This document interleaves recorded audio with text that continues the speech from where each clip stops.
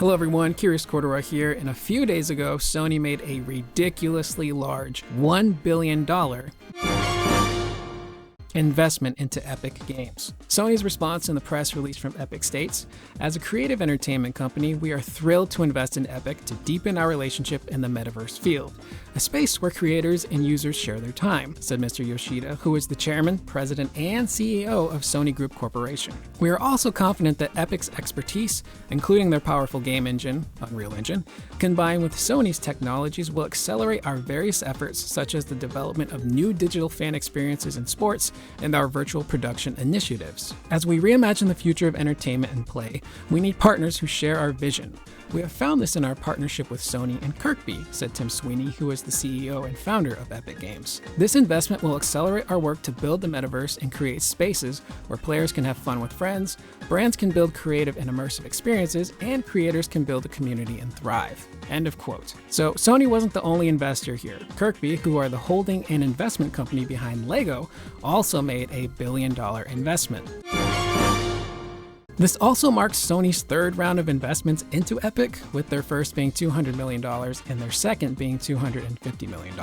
Initially, I wasn't going to cover this because on the surface of it all, it's just Metaverse this and Metaverse that.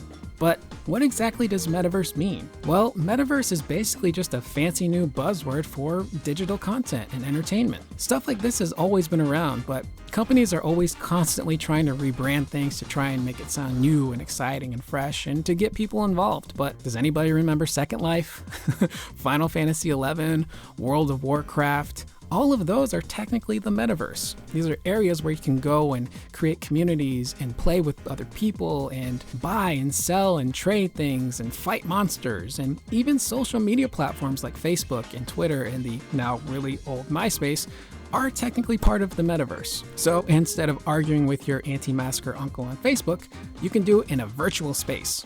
Sorry, uncle, I'd love to argue with you more, but I got a Fortnite concert to catch.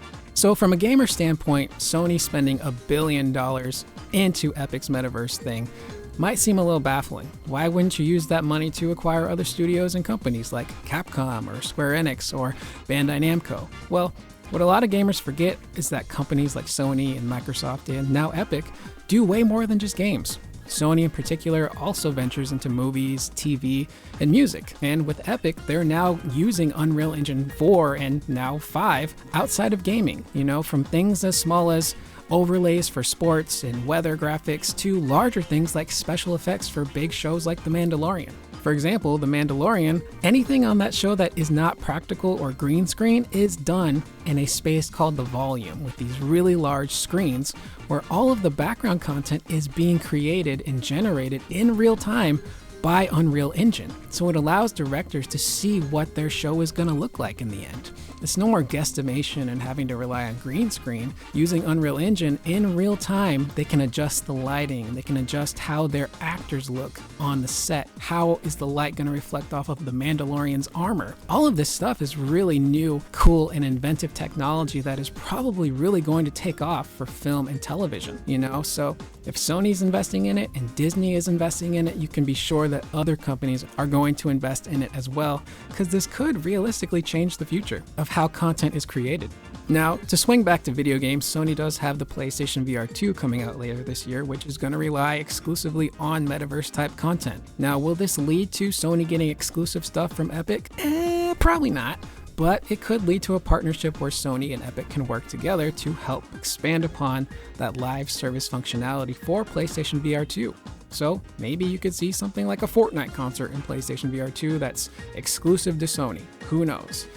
This is all really just super fluid and is changing by the minute. So that's the topic there. I would love to hear what you guys have to think in the comments below about this whole metaverse thing. And, it's just content being renamed to metaverse to try and sound cool and hip and sleek. But are you guys interested in any of this stuff at all? Because I'm not really interested in online metaverse stuff. I don't even really play, online MMOs all that much. But the technology side of things is really, really interesting. To use it for shows like The Mandalorian, for example, is really great because it ends up making the show look so much better and things look so much more realistic. realistic. Plus, we have Unreal Engine 5 coming out soon, which is said to be not only more powerful in what they've shown us, but also much easier for developers to use and also transfer their projects from Unreal 4 to Unreal 5 with much less hassle. So I would love to hear what you guys have to think in the comments below. I'm Curious Corduroy. That is the video, and I will see you guys in the next one. Please remember to always be excellent to one another.